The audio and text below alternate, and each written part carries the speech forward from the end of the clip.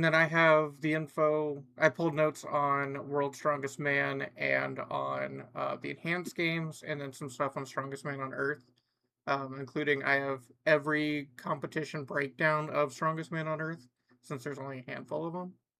Um, Okay. so I figure we could talk about that since that's not going to be coming back per Brian Shaw. Um, Oh, it's not coming back. I don't even know that. Yeah, so on I don't remember if it was last week or the week prior, but he went on one of his like Q&A YouTube videos and basically said financially and time wise that he's not going to be investing back in and Strongest Man on Earth's going to be on hold at some point. If he wanted to come back and do it, he still has all the licenses and copyrights and all that. But as of now, there's not going to be any more. Uh, Rip. Definitely sad. I think that could have been the better version of Strongest Man on Earth at this point, or better version of World Strongest Man. Um, Especially with the live stream, the fan interaction, the athlete setup. I think it was just overall because Yeah, even they do all of that better. yeah, well, the other World's part is Strongest Man records in April and fucking goes on TV in December. right. Like, Well, I also have a note on here because that might be changing coming this next year, um, based on what all the athletes are saying. But for Strongest Man on Earth, I was like, even with as atrocious as some of the lifts were, and some of the events, you didn't have like a ton of injuries coming through from those competitions. yeah, that's definitely one of the greater things about that show. Like actually taking care of the athletes, not doing something that's gonna get them hurt. Given athletes will get hurt because they're putting their all out there. It's just inevitable. Oh, 100%. But I think the difference is even with the more awkward like competitions like when I was there in 2024, they had it was like a tractor pull with like a wheelbarrow fucking race, and all of that looked monstrous. A lot of the athletes could barely move some of those implements, but even then, it was so like rigorously tested beforehand by Brian, by Nick Best, by the fabricators that they knew if someone gets hurt, it's because they're straining. It's not the equipment. Yeah, it, it's.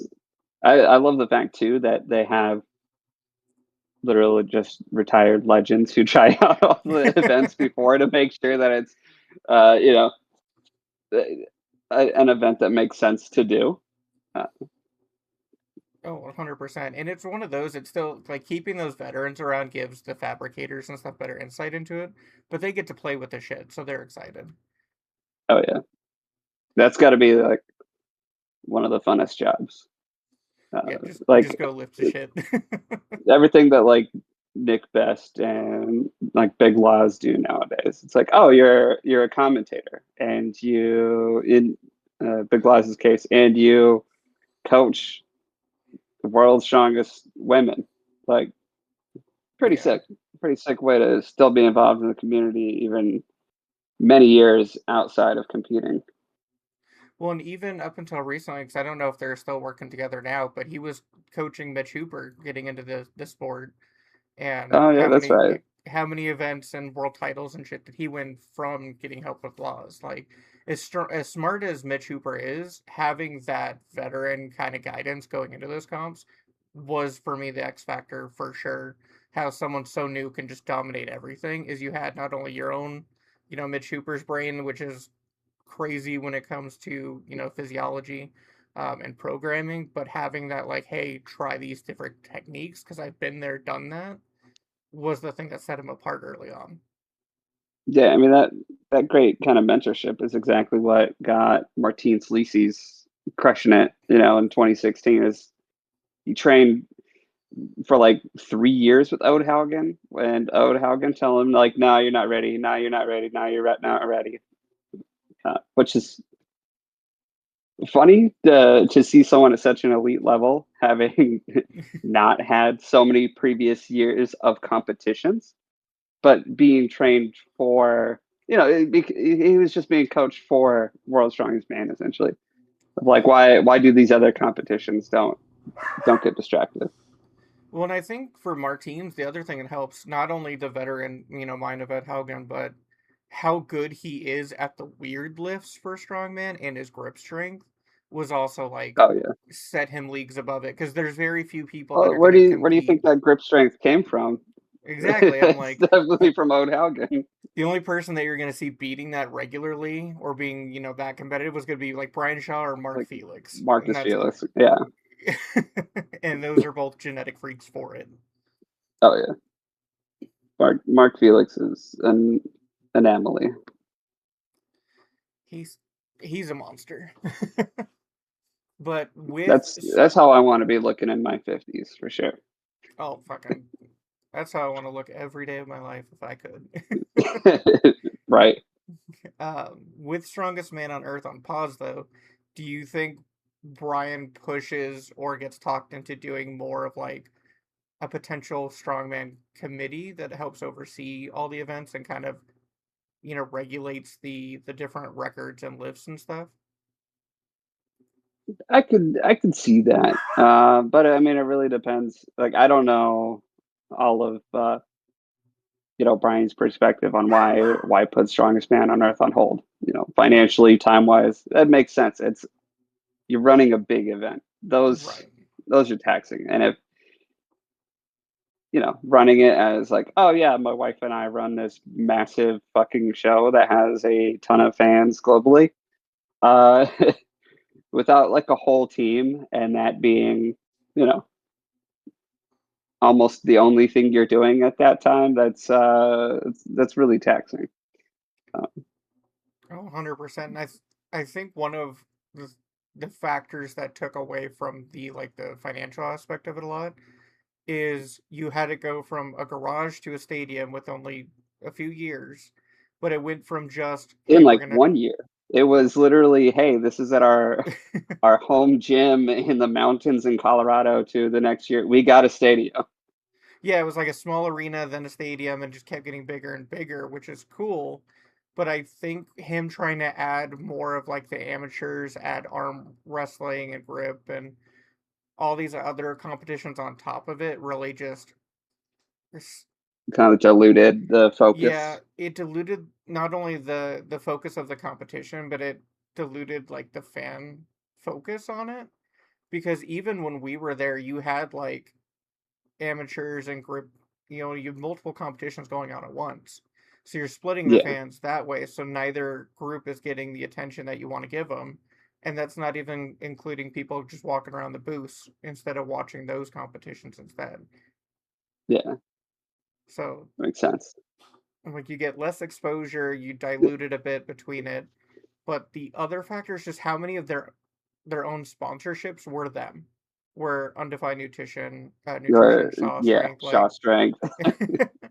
like you had some small people there the last few years, but nothing on the level of like the Rogue or World's Strongest Man with their sponsorships.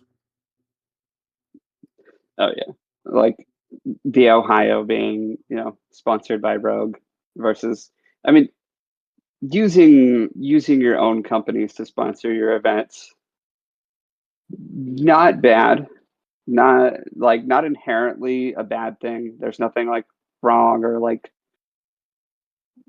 corrupt about it. But from a financial standpoint, you've got to you're taking all of the loss if you don't perform. Like if you don't meet, sales or other like licensing agreements or whatever else is going on. Uh, because ideally, I mean, really, really, sponsorships are advertisements. If you if you're not familiar with Shaw Strength and Undefined Nutrition, Evolution Athletics, or is Undefined Nutrition them? Yeah, Oh, okay. Evolution Athletics. Like, if you're not familiar with these things, you're probably not attending Strongest Man on Earth. right. Like Um, yeah, still promote your stuff, but you're gonna need bigger sponsors than that to help pitch in. yeah, you need other sponsors as well. Like, it can't be entirely self-funded. Uh, I mean, it can be entirely self-funded. It can be successful, but you need more smaller sponsorships too. Like how World's Strongest Man. That's something that they do well with like the knack safe deadlift and carries when you can't crack neck. Right. I never heard of that company before, World's Strongest Man. Do they sell strongman stuff? No, they sell safes. But hey, that's a solid, kind of product to have buying advertising space at your competition. You got to diversify and have more stuff like that where it's not just like dollars within the community as well, and even like other brands within the community, but really get that diversification of revenue. I mean, it's all ad dollars, so but diversification of revenue is not like the correct term, but diversification of markets. Right. And I Find think other for people who have money that want to buy some sort of advertising space. right. Well, I think the other part is they could have had more sponsors involved with like the events. Because as far as I'm remembering and looking back like through the different competitions, they didn't really have like a neck, event for them. It was, Yeah, hey, here's the cool shit we wanted to do this year, like the car leg press or like the chest press. Like for the chest press, you very easily in Colorado, I feel, got a lot of sponsors for kegs. yeah. Uh, there's a lot of breweries out there who would want to just like, oh, you're tossing around this, now you're tossing around Coors Light. Coors Light has sponsorships and everything, and cold as the Rockies. Couldn't be a more perfect placement. You're tossing Coors kegs, like Right. put some branding on there, get some money, and you can even get like just as we're talking, I was thinking like purple mattress. They always do the little egg drop Oh, on the yeah. mattress foam thing. Just get a giant purple mattress thing for where you're doing like Atlas Stone over bar, just something like that. Guess what? Everyone sleeps. Everyone needs a mattress. If you're not sleeping on a mattress, I've been there too. But I gotta say, I prefer a mattress. Yeah, and just little things like that would I think made it a little bit more fun. You could have used those for like crash pads if you're doing like overhead log or axle. Yeah, Put like an egg in literally the middle so it lands on either side of the egg. Something dumb like that. bounce the egg up in the air. Egg lands back on it, doesn't crack. Like, I do think uh, though that it is cool looking at the winners of it because you have the initial one, which is Brian Shaw won. But then you yeah, have Trey Mitchell, who wasn't getting like a lot of first place or podiums at that point, go back to back before Brian, wins, retires. We have Mitch Hooper, and then this last one was Evan Singleton. So it's that kind of you get more emphasis on the people who haven't quite hit World Strongest Man, winner yet. Like Evan Singleton is fantastic in moving events and winning over 8 events over 2 days really proves the engine that he has when he's not injured, oh and yeah, how crazy he is. Same thing with like, Trey Mitchell's so strong when it comes to any kind of static lifting, whereas he has like next to no grip strength in those events with like a frame carry. So really lets them highlight, the people right on the cusp more. oh yeah, and just the fact that it's another event to see. It's more, more participants, more diversity of who's there. It's not always the same people. And given, even with World's Strongest Man, it's not the exact same people year over year, but there's been seeing a significant number of the same faces year over year. So just more events in general, more uh, getting that bigger pool of athletes to get exposure to the fans.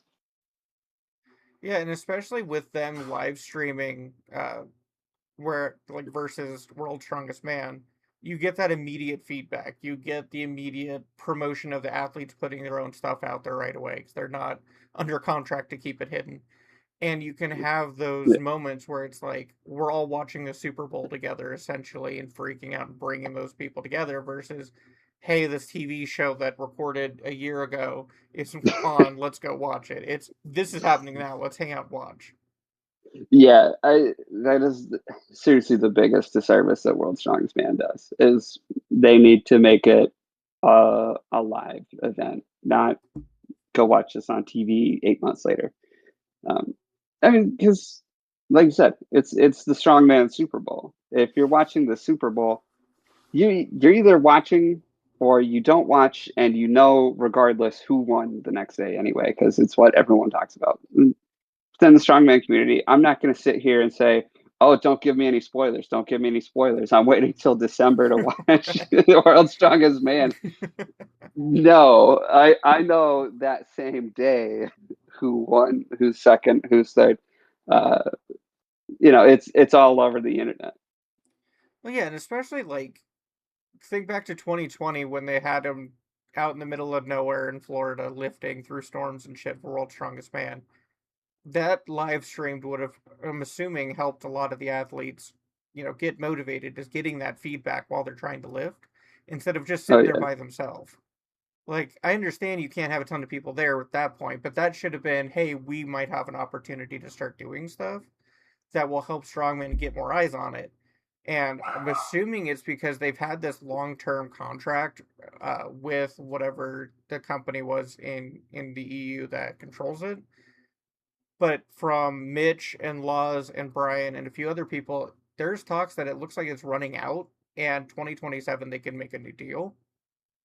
So 2027, World's Strongest Man potentially live stream finally for the first time since it started I in the hope. late, was it the 70s? So like we can Yeah, get eyes I on think it. it's '70s. Yeah, I would love to see it live. I would, one, I would love to see it live in person as a fan in general, but I mean live streamed as well. Do a watch party with friends. No one's doing a Christmas watch party for Strongman with friends, and maybe there's somebody doing that, but Usually it's the strongman. it's the guy. It's the athlete making us friends watch how he did it at the performance. Exactly. Uh, yeah, that would be a much beloved change. Well, and I think it also not only for the fans, it would help them get more promotion and more sponsorships doing it live Oh because yeah, everyone loves a live show versus a recorded one. So you're going to have more options to put on there, especially with the new contract. Hey, as long as it's, on there, it could be a streaming setup, it could be a cable setup, who knows. Those are getting high numbers. I mean, look at pro wrestling. They have multi-billion-dollar streaming service deals. Strongman could get there. It just needs to be able to get live streamed and get more exposure. oh yeah. I, I think a good change for the athletes too would be, allowing like sponsorship patches on their shirts because everyone has their World's Strongest Man shirt, and it's not like they necessarily want to like tarnish that permanently with a bunch of like, you know, sew on or iron on like patches or anything, but if you could even allow athletes to wear, like a sash or just something, Yeah, that gives them more opportunity for sponsorship. just put it on like a lower third, or put it on like their gear or whatever in the background, because they have a Oh lot of times they have those like screens or curtains behind them. You could just say for Evan Singleton, this is sponsored by whoever. This is Mitch Hooper, sponsored by Team Lift Heavy Be Kind, like yeah, whatever it may be. You have the setup there for it, and with them getting more of those promotions, they could honestly probably do like bigger events too, instead of like the smaller shows that they're normally doing. oh yeah, yeah. I think just in general, there needs to be a lot more exploring the branding opportunities. That way, athletes can get paid better. You know, nobody. Uh, big asterisk. Nobody in strongman uh, is is doing this for a living. And when I say nobody, there are exceptions. But when the first exceptions that come to mind are going to be like, oh, but what about Brian Shaw? No, he doesn't make his money off of his prize money. That's not where it is. That's in his YouTube. That's in his companies that he's got. That's in running a competition.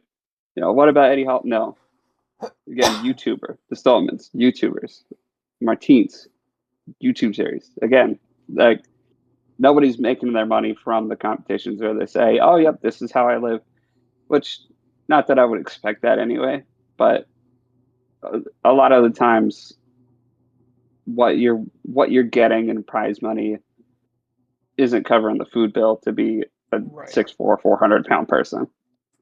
Right. And especially like take Ray Nonell, who was last year's world's strongest man, who came in from out of nowhere. He was still working a full-time job as like I think it's like an electrician or a plumber or something like that, where he's working a full shift and then coming in and doing strongman after and wins world's strongest man, and then Yeah, goes back let home me and take works a let me job. take a week off of work. You going on vacation? No, I'm gonna go win World's Strongest Man. I'm gonna come back more exhausted. Right, like with this, none of them are making this their full-time job. A, because the prize money's not worth it alone, but there's no health insurance in it if you're a pro athlete. There's not, a food budget that's going to help you out. Like some of the shows only make you like $4 or $5,000, and you're training 3 months for it. Oh yeah, Math night, mathing. the math exactly. That's not where the money comes from, and that's why everyone has you know 10% discount code for whatever, whatever, whatever. Like you gotta have sponsors. You gotta have a full time job. Usually both.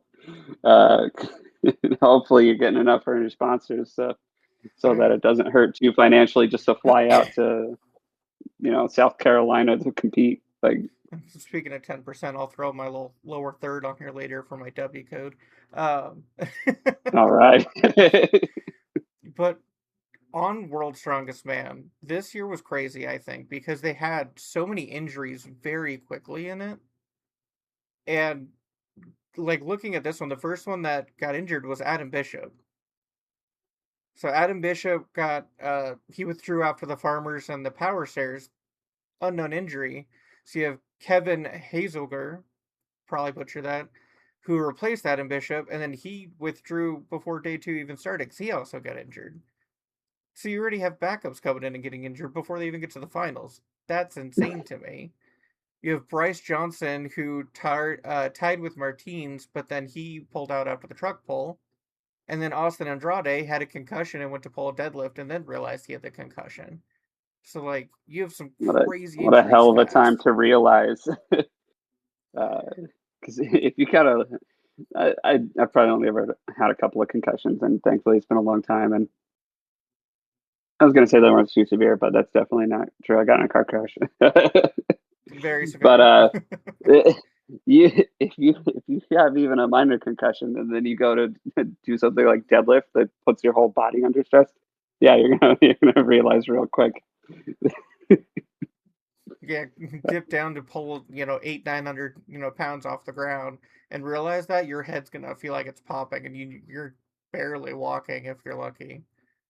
Oh But those injuries quick, I think they just need to be smarter about their events because I feel like World's Strongest Man always just has kooky events at this point, like how they combo things. And at that level, you're doing 4 days total if you're in the top 10. You gotta be very, yeah, confident in yeah. your Four equipment.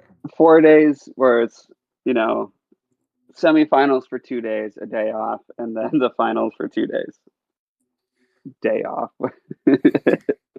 Well, You're doing nothing but just trying to recover for an entire day and then and check out the implements. and this year they changed it too, where it was I think it was just the top 2 points in each group went overall, instead of the normal first place takes it and then it's a stone off to see who makes it. It was just an overall points per Okay. group. So I'm like, I think I didn't realize that. I didn't watch the semifinals, but that I like that because the disadvantage of being the second place guy in your heat because you had to do a stone off, an additional event just to get the second is such a setback.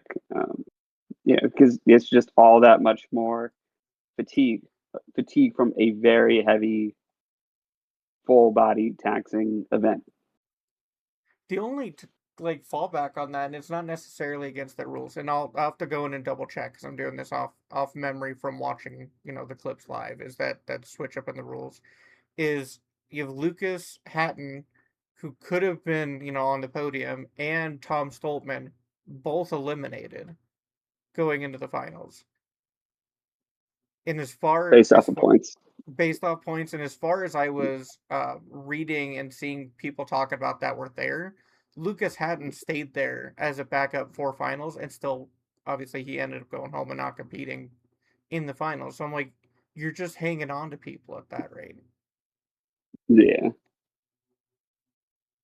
So I'm like, you have two podium level people skipping out on points when you have typically the crazier, kookier events are in, the warm ups, the heats.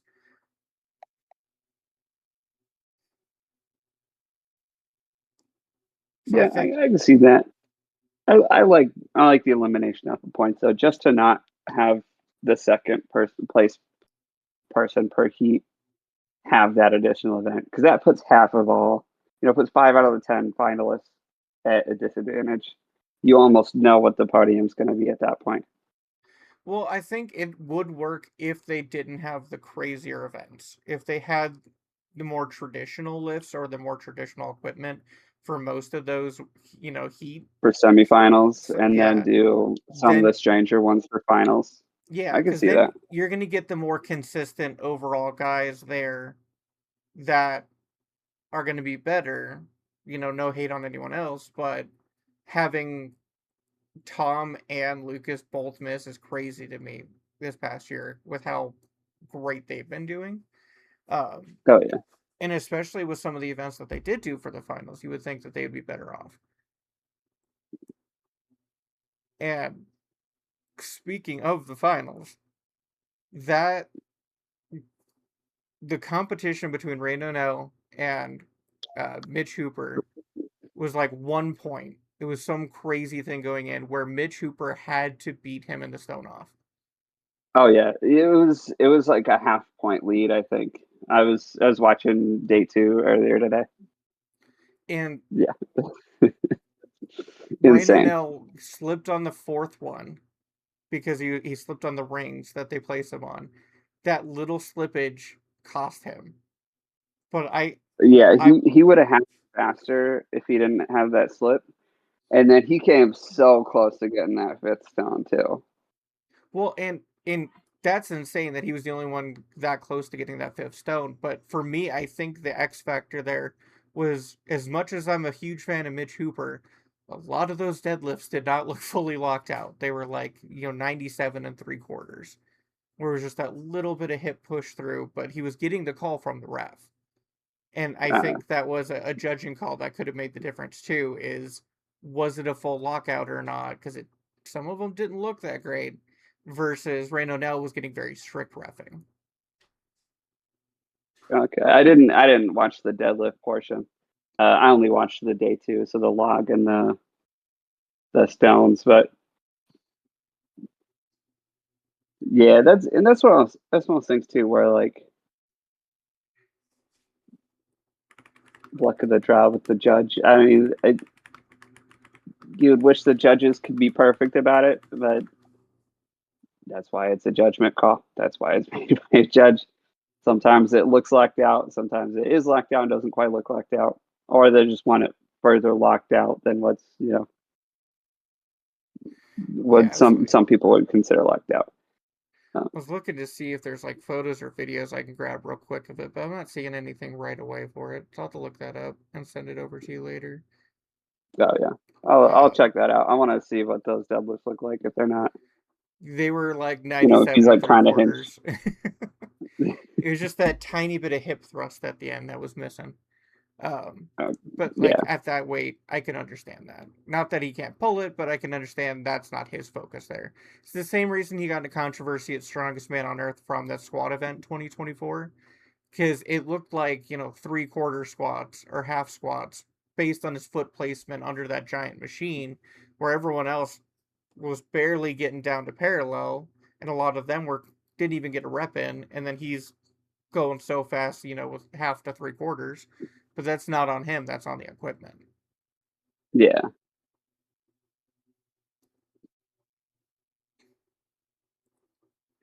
I'm terrible at judging squats. I'm always like, which part of the leg is considered for 90 degrees? Are we going off the hamstrings? Which, if you got real thick hamstrings, you're not actually squatting like bones at a 90 degrees, but you know, Right. can't see the Well, bones. And some people got real thick thighs. So, well, it's like for that, for powerlifting, it's like your hip has to be slightly below the knee, like your hip crease, versus oh, like okay. some of like the strongman ones, it's just you're tapping shit on the sides, and they don't really care if it's Yeah. full depth. For this one, it was they had their feet um like measured on the platform, so they can see how much pressure they were putting out to match it. So where he sat under this giant machine for the bar, it almost looked like a good morning start, and instead of a squat. Uh, And it was, I think he talked about it. Normally, because there's no weight on it when they're testing it, he was more upright than he normally does when he's squatting. When he yeah. actually puts weight, he low bars, so he immediately shifted into that new position with all that extra weight, and then it was no range of motion. Which, if that's how they're measuring it up, and you can adjust to that after the fact, then I would say that's on the competition, not having a better system for getting that set up to avoid those kinds of little Yeah, loopholes in range of motion. thankfully they both him and Brian talked about it after, but I'm like, that's not even. It was the first time seeing it. That was a weird setup anyway. Um, like watching that live. But what I think would help in those situations is putting some weight on the bar in those cases, or hey, we're making sure we're checking for that, because I and that's part of the reason I brought up maybe Brian Shaw joining like some kind of committee, is you have all these different rules of engagement between competitions, so you have mess ups like that because it's not as regulated, where you're not Yeah, saying, hey, it doesn't matter which, corporation you're under, we all follow under Strongman of America, Strongman of World, whatever. Where if you're doing this kind of like an axle deadlift, here's what you need to watch for. So I think oh, that would be helpful, and I think that would be more akin to what Brian should do. Um, Obviously up to him, but I think him leading that, he would be the most respected one to do that. yeah. I mean, he's held many of his own world records. He 4 times world's strongest man. He's won so many things. He's run competitions. He's exactly the kind of guy to be on a committee that you know dictates the rules for, and keeps records for what counts as breaking a record or not. Yeah, 100%. Um, the other topic we want to go over was the enhanced games. Now, did you watch the polls I from? did. I did watch both. I watched half Thor's 5:15 attempts, and I watched Mitchell Hooper. I pulled up his YouTube to watch his whole series, and he was. You could tell at his 440 kilogram pull that he was not going to get 5:15. Um, No, as much of a fan as Mitch as I am, and we talked about this, I thought if he trained smart and went into it right, he could pull 510. I didn't know about oh 515. I thought he could do 510. Um, Thor, I knew he could pull 515. I would still say he can pull 515. I think the enemy of the people was them putting these big, sweaty strongmen with that weight on an Olympic platform. Where if you go back and watch even the 440 pull from Mitch and I think it was 475 for Thor, their feet are trying to move underneath them while they're pulling. And like obviously yeah, Thor, that 515 was the worst because his feet go straight out. If you had a better setup for that, I know they were trying to share with like the weightlifters beforehand, but I'm like, just put a rubber mat over the top or put something, behind that one for these two guys, because that's so much weight that if they slip, they're gonna dangerously hurt themselves. oh yeah. This, you slip, and even if you catch yourself slipping a little bit, you still might, destroy a muscle in your pelvic floor or something. Like, Oh, there's 100%. there's a lot of small muscles that you just get pulled a little bit the wrong way, or you're not going to have fun with. Yeah, I'm like, But you're yeah, I gonna. mean, maybe not even like a rubber mat, but just something more coarse so that you're not going to slip. You can really get set up sturdy. Yeah, because like It was close though. you see Go my ahead. trooper lose his socks, like because he was slipping. So he's like, no, I need a better grip. Hang on, let me change the sock out real quick and get into this. And I'm like, you're sitting there, you've been hyping this up, you're showing all the enhancement, athletes. Although I think it's funny that not a lot of enhanced athletes were doing the record breaking they thought they would. Um, but at the core of it, you have a lot more eyes on this out the gate as soon as this deadlift attempt was mentioned. Like, this is Oh going to be a yeah. focal point. I didn't even realize the deadlift was part of the enhanced games at first until after it happened. Uh, just because strongman, you don't test in strongman. And it's not like anyone openly talks about what they're on.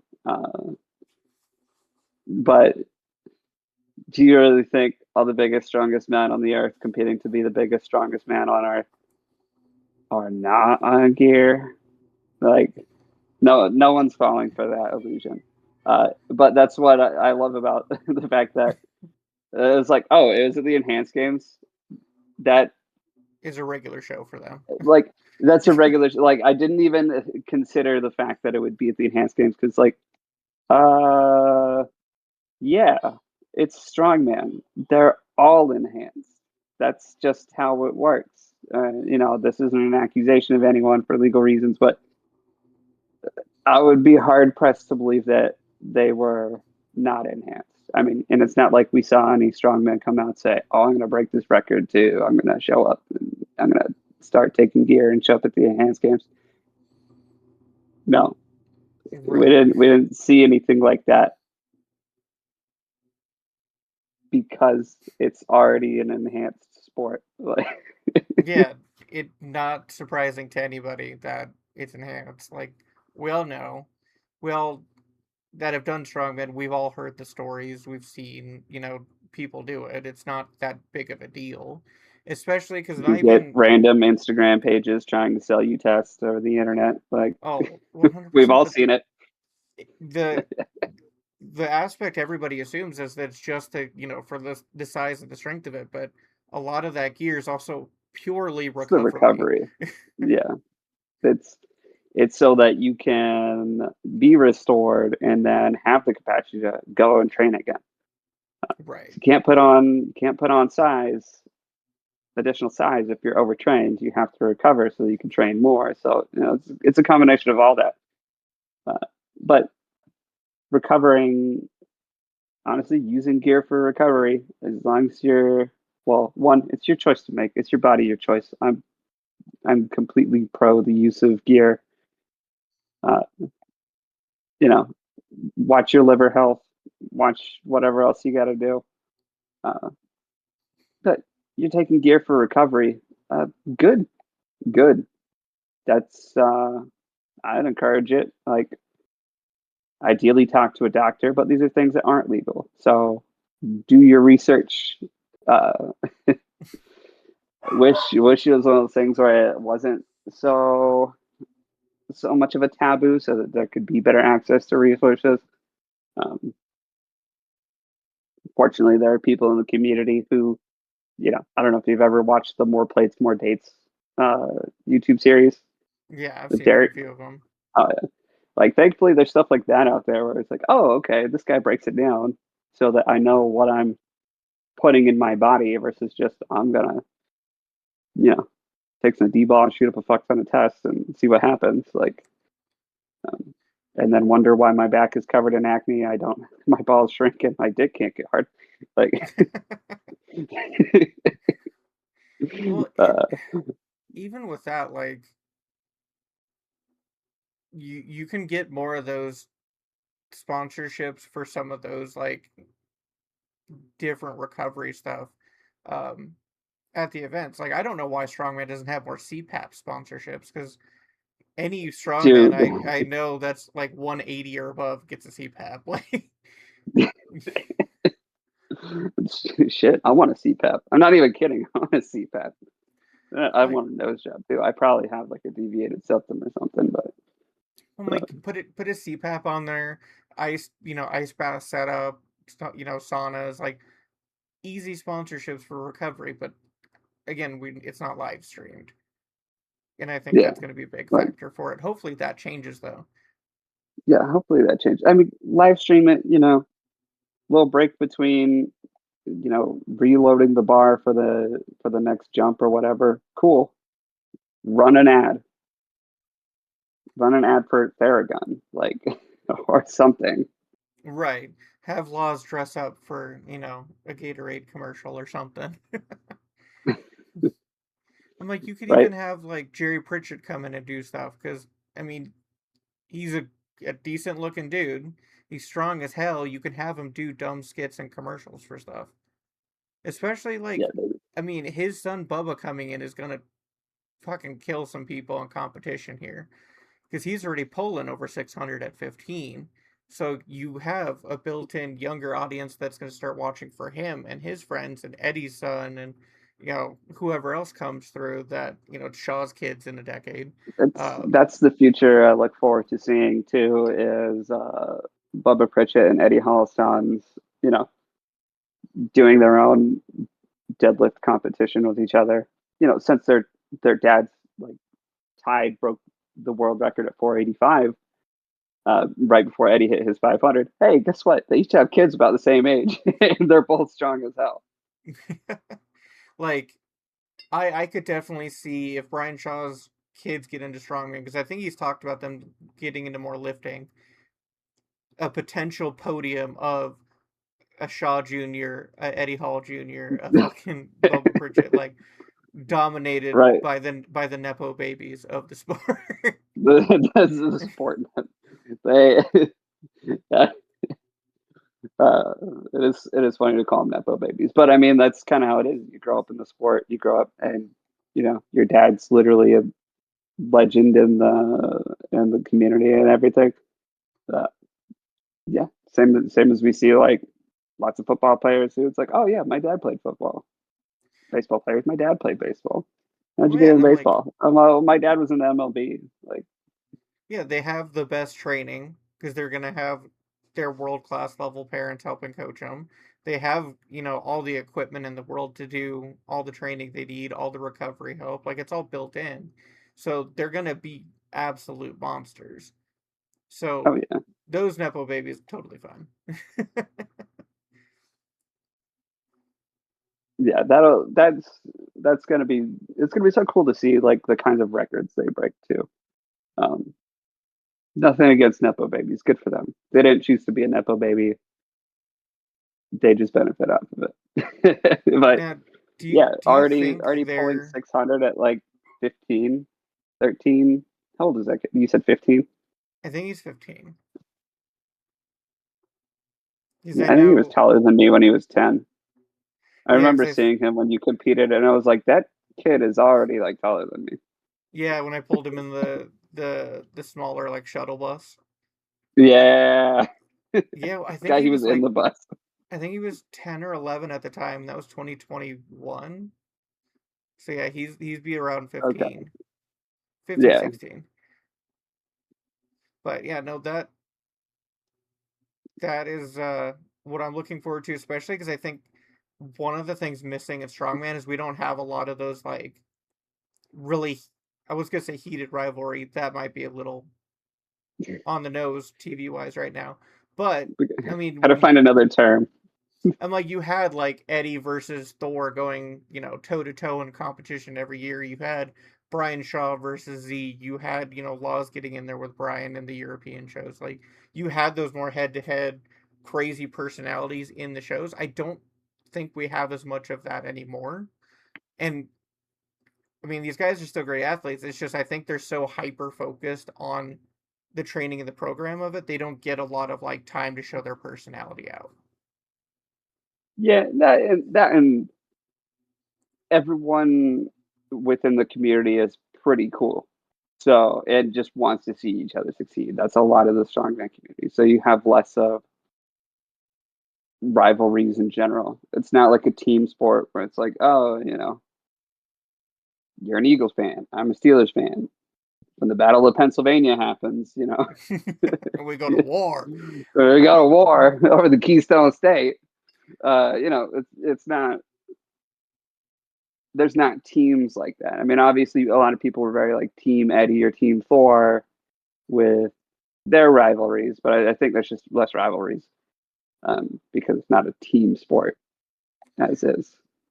Well, and I think now I think it's that they don't have to sell themselves or the training to promote it as much as far as like between the competitors, where hey, these same group of guys are typically going to be there with like a few exceptions. They're all just either nice to each other and walk about do their own thing. They're not really like going head to head. Even a lot of the events now, they're not going like face to face with their events as much as they used to. A lot of the events they split where you're going side by side instead of like angled at each other, which is Yeah. one of the reasons I like the Royal Albert Hall show that they do every year, because they have that deadlift facing each other better. And I think that kind of presentation is going to get more competitive. You're going to get more personality during the events. Oh yeah, and it's fun for the fans too. Drama is fun for the fans. So Oh, 100%. Give them some like wrestling managers. Have them trash talk for them. right, everyone needs a manager who's just like yelling at the other manager. Uh, Just a boxing match on the side between the managers. yeah, exactly. Okay. I was like, that's all the topics I had. Did you want to bring anything else on here? You know what? You posted a list of some of the next upcoming events. They're doing a Giants live event on the 4th of July. It is, Well, they're un-American. what is that? Europe's. I know. Those bastards. They should recognize that July 4th is the most important holiday. Um, that'll be fun to watch. I mean, all of them are always fun to watch. I'm curious Well, who's going to be there. I'm not I sure. think I that's gotta Royal look at the Albert agenda. Hall too. Yeah, that's Royal Albert Hall. Yeah, so I'm like that one. You're gonna have, I'm assuming both Stoltmans. Even though I think Luke's a Masters at this point, or just about to be a Masters I think he is competitor. Masters at this point. Yeah, so I'm like, you're gonna have them. More than likely, you're gonna have like the Tom Evans and the Mitch Hooper. Um, I don't think Thor is gonna Adam go there. Bishop. Adam Bishop, as long as he's cleared from injury. Um, Oh yeah. Kevin Hazelger, Bryce Johnson, Austin Andrade, I can all see them going over as long as they're recovered. But I think this tour is going to be more about the newer guys because so many of them are either injured or just taking a break. Like Okay. I don't even know where Evan Singleton is at this point because I don't think he competed at Worlds. I think he's still out from a prior injury. I think I think you're right. Let me look up Evan Singleton injury. I like that if you Anything I see is from like 7 months ago, so I have no idea. I like that if you look him up, it's strongman and former pro wrestler. Right. Yeah, I think he was out for Worlds, but we have like a whole bunch of new guys coming through. So hopefully we'll get a lot more promotion on that. Oh, one of his last pictures is with fucking Kane on Instagram. Oh, nice. You know, man, Roy's. What did they say? It was on the bar 1,003, 1,006. That was an insane pull. I was watching. Well, I mean, we were both in the live stream. Yeah, we're both in the live stream. That was God. He was fighting that one. Like Yeah, I knew he was gonna get it. Like one, I was confident he was gonna get it. It's Roy. It was like 1,000 pounds. He could do that. But then just watching it, I was like, oh man, he is fighting this one. Yeah, it was very much like a because it was such a fast pull up, and then it was like the 2 inch over the knee was like the biggest fight ever. But as soon Oh as I yeah. saw his shoulders start coming back, I'm like, it's done. I'm like, that's not moving anywhere. That's going through. And I'm like, I don't know what prompted it. I don't know any of the info behind it leading up. I just saw it get posted and was like, let me message Red right now.